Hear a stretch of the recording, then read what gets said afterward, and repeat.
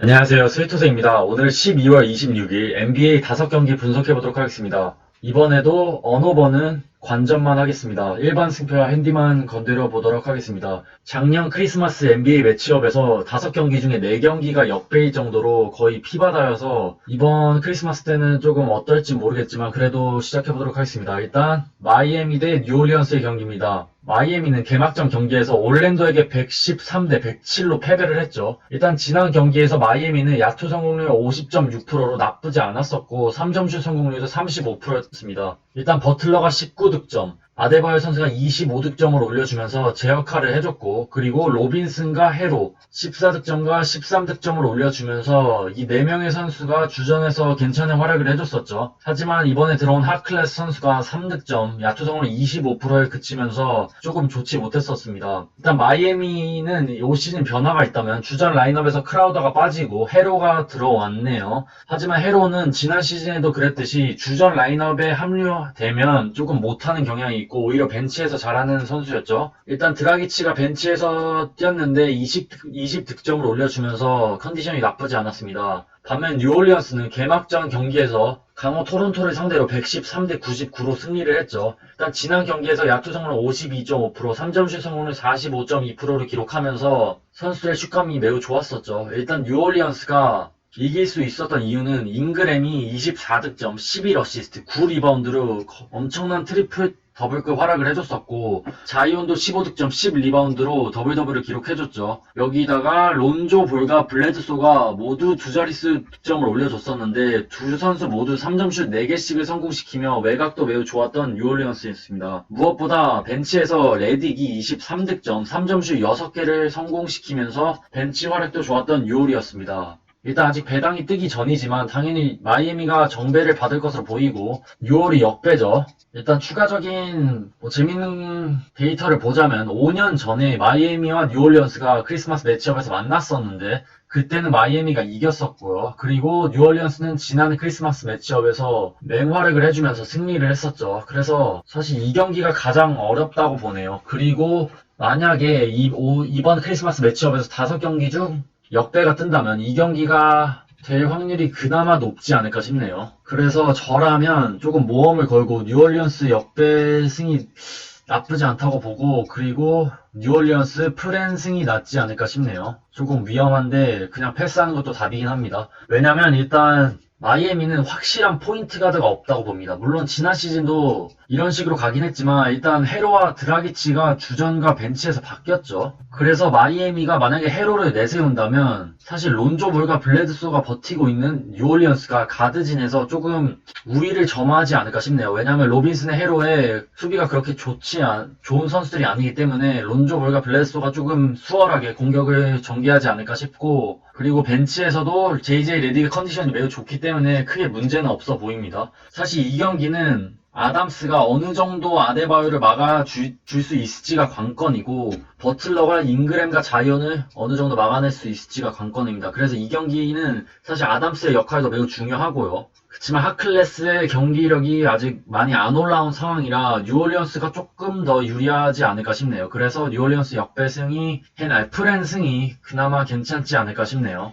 그 다음 경기는 미러키 대 골든스테이트의 경기입니다. 두 팀 모두 개막전 경기에서 패배를 했죠. 일단 미러키는 보스턴에게 1점차 패배를 하며 매우 아쉬웠고요. 골든스테이트는 브루클린에게 대패를 당했었죠. 일단 지난 경기에서 미러키는 야투 성공률 51.1%, 3점슛 성공률 40%를 기록하며 선수들의 야투 성공률, 3점슛 성공률은 매우 좋았습니다. 일단 아테토쿤보 35득점, 13리바운드로 더블더블을 기록해줬고 미들턴 선수도 27득점, 14리바운드로 야투 성공률 50%를 기록할 정도였습니다. 또한 디비센주가 15득점, 그리고 홀리데이 선수가 이번에 들어왔는데 완벽하게 적응을 했죠. 첫 경기만에. 바로 25득점, 야투 성공률 62.5%를 기록했었죠. 하지만 일단 미러키는 턴오버가 16개였죠. 지난 경기에서. 사실 야투 성공률과 3점슛 성공률이 보스턴보다 둘 다 좋았지만 패배할 수 있었던 이유는 바로 턴오버였죠. 반면 일단 골든스테이트는 야투 성공률 37.4%로 쓰레기였고 3점슛 성공률도 뭐 그렇게 좋진 않았었죠. 일단 스테판 커리가 20득점, 10어시스트로 더블더블을 기록하긴 했지만 커리의 야투 성공률은 30%대였고 그리고 3점슛 성공률은 20%대로 심각한 수준이었습니다. 또한 우선 이번에 들어온 오브레 선수가 6득점, 그리고 위긴스가 13득점, 야투 성공 25%를 기록하면서 주축 3명이 모두 20%대였죠. 야투 성공률이. 그래서 일단 이 경기 당연히 미러키가 정배를 받을 것이고 골든스테이트가 엄청난 역배를 받을 것인데, 사실 골스가 역배를 터뜨릴 확률이 매우 낮다고 봅니다, 저는. 그래서 이 경기는 미러키 일반 승, 미러키 핸디 승이 낫지 않을까 싶네요. 왜냐면 지난 경기만 놓고 봐도 선수들의 경기력 자체가 일단 미러키가 확실히 우위를 점할 수 있다고 봅니다. 컨디션이 나쁘지 않고 아테토쿤보, 미들턴, 로페즈, 디비센조, 홀리데이 이 5명의 선수들의 슛감이 매우 좋기 때문에 턴오버만 조금 더 조절을 줄여준다면 충분히 이길 것으로 보이고, 그리고 DJ 어거스틴까지 출전 가능성이 있는 상황입니다. 그래서 미러키 핸디승, 미러키 승이 낫지 않을까 싶네요. 그 다음 경기는 보스턴 대 브루클린의 경기입니다. 두 팀 모두 지난 1차전에서 개막전에서 승리를 했죠. 일단 상대 전적에서는 3승 2패로 브루클린이 우세했고요. 그리고 지난 경기에서 보스턴은 야투 성공률 47.5%, 3점슛 성공률 45%를 기록하면서 그래도 나쁘진 않았었죠. 외곽이 매우 좋았었네요. 일단 테이텀 선수가 30득점, 야투 성공률 42.9%로 괜찮은 활약을 해줬었고, 브라운 선수가 33득점, 야투 성공률 54.2%를 기록하면서 이 두 명의 에이스들의 슛감이 매우 좋았었죠. 그리고 이번에 들어온 트리스탄 탐슨이 12득점, 8리바운드를 잡아주면서 첫 경기 치고는 나쁘지 않았었죠. 하지만 스마트 선수가 고작 3득점에 그쳤고, 티그 선수가 그래도 19득점을 올려주긴 했지만 이 선수는 매번 잘해주는 선수가 아니기 때문에 이 기록은 조금 무시할 필요가 있고요. 반면 브루클린은 야투 성공률 45.7%, 3점슛 성공률이 42.9%였죠. 보스턴과 그렇게 차이는 없었네요. 일단 듀란트가 22득점, 카이리 어빙이 26득점, 레버트가 20득점을 올려줬네요. 일단 3명의 선수가 모두 20득점 이상을 기록하면서 매우 좋았었고요. 그리고 디안드레 조던이 11리바운드를 잡아줬네요. 일단 브루클린이 정배를 받을 것으로 보이고 보스턴이 역배를 받을 것으로 보이죠. 만약에 이번 크리스마스 매치업에서 역배가 두세 경기 터져준다면 그 중에서 그나마 보스턴이 역배를 터뜨리지 않을까 싶네요. 사실 워커가 없기 때문에 카이리 어빙과 디니디, 이런 레버트, 이런 가드진들이 좋은 활약을 해주지 않을까 싶네요. 하지만 테이텀 그리고 브라운의 컨디션은 매우 좋고 이 두 명의 높이도 무시할 수 없기 때문에 조금 위험한 경기입니다. 그래도 굳이 간다면 이 경기는 브루클린 승이 낫지 않을까 싶네요. 왜냐면은 사실 워커가 없는 게 너무 크네요. 확실한 볼 핸들러가 없는 보스턴이기 때문에 어빙을 막아내는데 조금 어려움이 많을 것으로 보이고, 그리고 듀란트의 경기력이 괜찮기 때문에 보스턴이 질 것으로 보이는데, 가장 걸리는 부분은 보스턴은 일단 2015년부터 크리스마스 매치업에서 모두 다 승리를 했었죠. 그래서 조금 불안한데 그래도 이번만큼은 브루클린이 승리하지 않을까 싶네요. 그래서 브루클린 핸디 승으로 갈 것으로 보이네요, 저라면. 그 다음 경기는 LA 레이커스 대 댈러스의 경기입니다. 두 팀도 지난 경기에서 각각 클리퍼스와 피닉스에게 패배를 하며 개막전에서 좋지 못했었죠. 일단 레이커스는 야투 성공률 46.9%, 3점슛 성공률 31%였고 댈러스는 42.4, 3점슛 성공률 24.3%였죠. 일단 르브론 선수가 22득점, 데이비스가 18득점을 올려주긴 했지만 지난 플레이오프 같은 폭발력은 보여주지 못했었고, 일단 가솔이 전혀 적응을 하지 못했었죠. 0득점에 그쳤었네요. 그래도 슈레더와 포프가 14득점, 9득점을 올려줬고 벤치에서는 헤럴과 쿠즈마가 맹활약을 해줬죠. 반면 댈러스는 하더웨이가 12득점, 핀니 스미스가 11득점, 그리고 돈치치가 32득점을 올려줬네요. 일단 이 경기는 레이커스가 정배,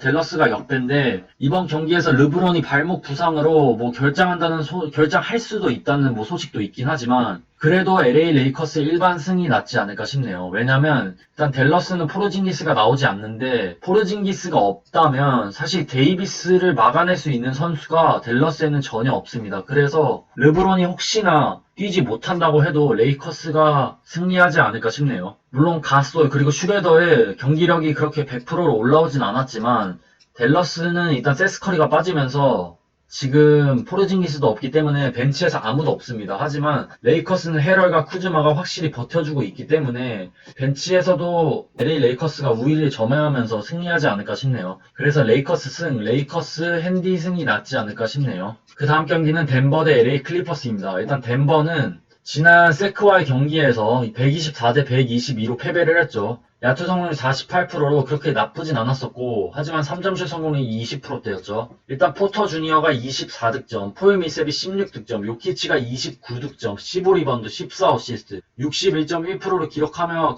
겁나게 미친 활약을 해줬었죠, 요키치가. 그리고 벤치에서는 윌 바튼이 16득점을 올려줬죠. 반면 LA 클리퍼스는 개막전 LA 대전에서 승리를 했죠. 일단 레너드가 26득점을 올려줬고, 그리고 무엇보다 포일 조지 선수가 33득점, 72.2%를 기록했고 3점슛 5개를 터뜨렸죠. 일단 이번 경기에서 모리스가 결정을 하고 클리퍼스가 정배를 받을 것으로 보이고 덴버가 역배인데 이번 경기는 일단 클리퍼스가 승리하지 않을까 싶네요. 일단 작년 플레이오프에서 클리퍼스가 덴버에게 탈락하긴 했지만 일단 이 경기의 포인트는 머레이가 붙지 못한다는 것이죠. 머레이가 지난 경기에서 야투 성공률 11.1%로 슛감이 매우 쓰레기였습니다. 그리고 외곽에서도 3점슛 5개의 시도 중 0개만을 성공시켰고 아직 경기력이 많이 올라오지 않은 상황입니다. 그래서 폼이 좋지 않은 머레이가 있는 덴버라면 지금 제라미 그랜트도 없기 때문에 믿을 만한 선수는 요키치죠. 왜냐면 폴 밀셋과 포터 주니어는 언제 또 기복을 보일 수 있을지 모르기 때문에